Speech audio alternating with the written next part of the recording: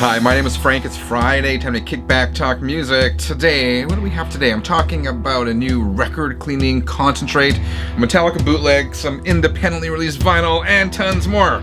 All that and more coming up next.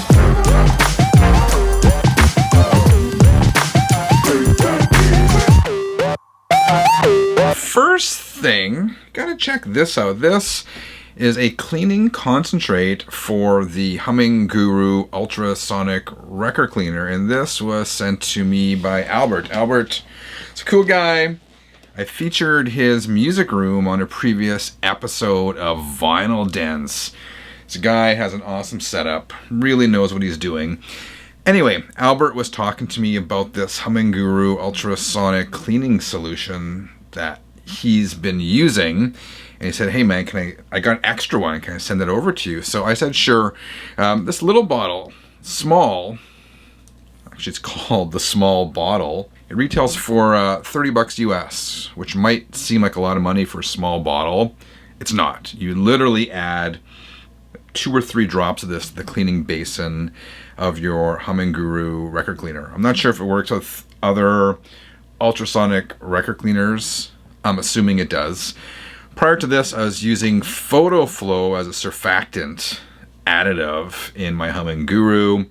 You're not supposed to, but I was using it. Anyway, so I've been using this now for a little bit. I'm really digging it. I made some notes here. On the website it says the small bottle is a unique formula that enhances record cleaning efficacy, designed for ultrasonic vinyl record cleaners. It does not contain any alcohol. So as I said, I've been using this. I notice my records definitely dry faster. And I think they get a little more clean. I haven't done any A/B comparisons, and it's hard.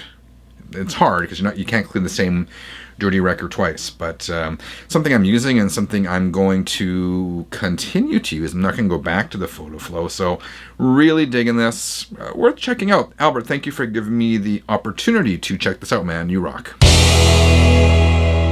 Oh, one thing I forgot to mention.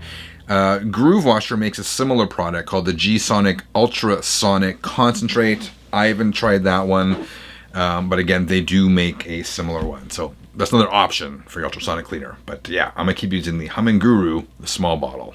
Cheers. There's no point in resisting. You will own vinyl and be happy. All right. Got some cool stuff. I want to talk about this Metallica Bootleg. And I got this one. This is a complete surprise. Came in the P.O. box. Said, hey Frank, hope this finds you well. I stumbled across this a while back and figured you'd get a kick out of it. It's a boot and the sound quality is horrendous, but I'm guessing it will still find a spot in your collection. As a former Winnipegger myself, and I think we were in Edmonton around the same time as well. Very cool. This press caught my eye while crate digging. You'll see once you open it. There's a quick little story on the back cover too. And I actually was familiar with this bootleg. I don't own it though. It's Metallica. Out in from the cold, live at the Playhouse Theatre, Winnipeg, Manitoba, Canada, where I grew up, December 13th, 1986. And the funny thing is, I remember this show. I wasn't there. I was 13 years old. I was in grade 8, and I had this flashback. I remember talking to my friends at St. Ignatius School, and we were taking the bus somewhere at lunchtime or walking to the record store up the street on Cordon Avenue that used to be there. It was like a record store, comic book store, bookstore. And we were talking about this show, and I'm not sure if one of my friends had gone or if we read it about in the paper, but yeah, I really was familiar with this. And this is with Jason Newsted on bass, and this is like 2 months after Cliff Burton died. It's kind of funny they put a picture of Cliff there, but Cliff does not play on here. In the story, that's B. This letter is just signed B. The story B was referring to is right here. It says, after the show, the band went over to see the Mentors play at Wellington's, a local punk club. A riot broke out, and the band members escaped a barrage of beer bottles by crawling on all fours out the rear of the club. And Wellington's doesn't exist anymore. I'll put a Google Maps screenshot here. It was in the basement of this hotel. The hotel is now abandoned, but it was pretty popular back in the day. If I remember correctly, even a band or two of mine played there when it had a brief revival in the early to mid 90s. Anyway, that's where Metallica went after the show. This is very cool. I'll show you the record. It's kind of like a marbled. I thought it was red. Almost looks pink in a certain light, but it's red. Yeah, the sound quality. The note said it's horrendous. It isn't great. It sounds almost like, you know, when you're at a show and you're kind of outside or in the hall and the venue's doors are closed.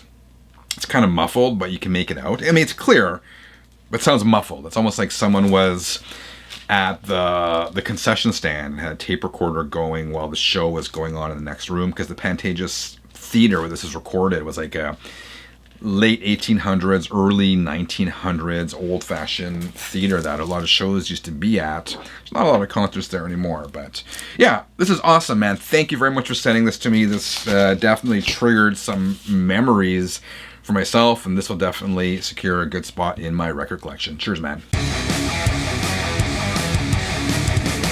All right, I got a couple independent releases here. I want to show you this first one.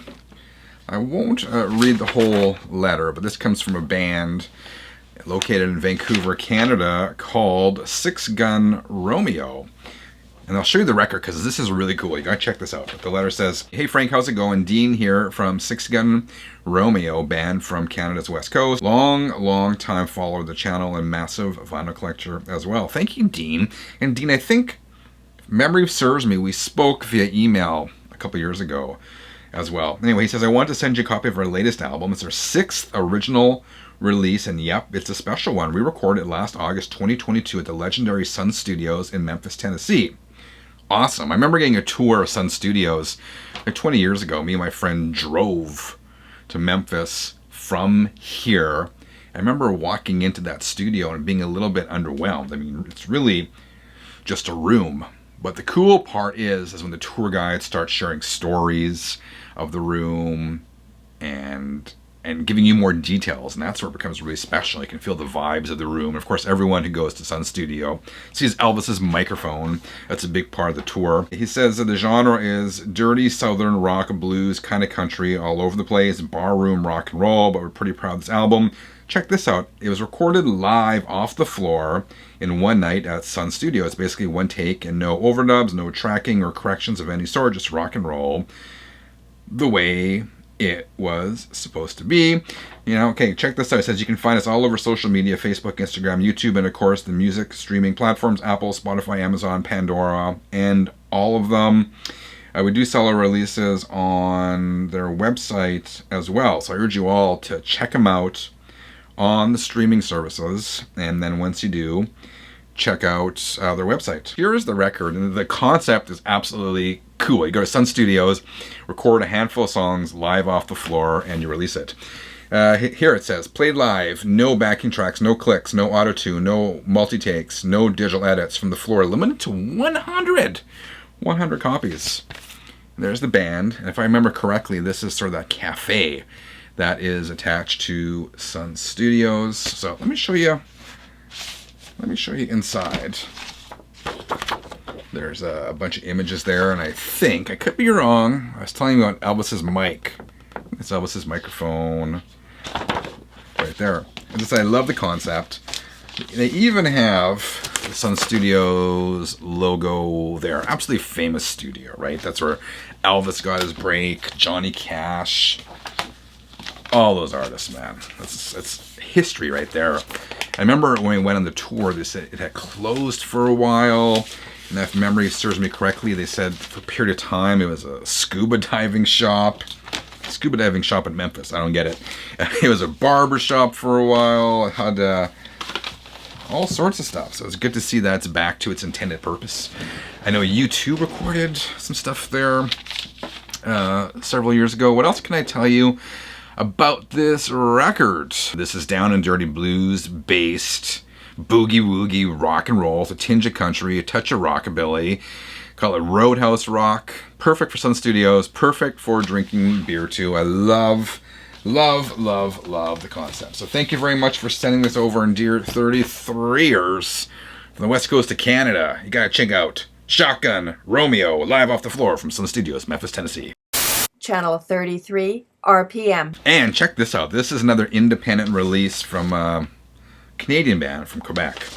This one really blew me away, but let me read you the note first. It says, "Hi Frank, I'm a fan and follower of your channel. Awesome, thank you, and I'm happy to send you the second album of my band, Rainlight. We hope to print vinyl at some point. Thanks, JP LaRue." So, yeah, simple. Here is the CD. Again, the band is called Rainlight, and this release is called Insomnia. This is traditional melodic metal / hard rock, clean vocals, catchy choruses, with one foot in the 80s. Definitely not a throwback, though. This is a modern rock album. Almost has a European sound to it, if that makes sense. Maybe it's the sing-along choruses and the underlying keyboards on the album. I'm not sure. It has a hint of progginess to it, with parallels to Voivod albums like Angel Rat and The Outer Limits. I could be drawing a parallel there that doesn't exist because both bands are from Quebec, Canada, and I can make out a slight French-Canadian accent across the vocals, but there is definitely some prog elements to it. Okay, I love the guitar tones, crunchy yet modern. This is smart, melodic, hard rock. As soon as the CD was over, I was like, man, I gotta hear this again. My favorite track is Let It Rain, which is a slow, almost ballady-like song. Love Moonlight, the opening track. Love how it goes to this halftime feel in the lead up to the chorus, and bam, into the Moonlight. Dig that, super catchy. Come Fly With Me, another slower track. It's another highlight for me, sticks in your head. Keep an eye out on these guys. Well-crafted, memorable tracks. These guys know what they're doing. Excellent musicianship. This is the whole package. So thank you very much for sending it over. I am going to include some links below this video. Please do check out Rainlight, and this album specifically I'm tongue-tied. I've been talking too much today. Insomnia. All right, 33ers, let me know what you thought of today's mailbag items in the comments below. Hope you have a great weekend. I'm not sure if I'll have a video this Sunday or not. It's been crazy busy here, but I will be back again really soon. Until then, keep on spinning.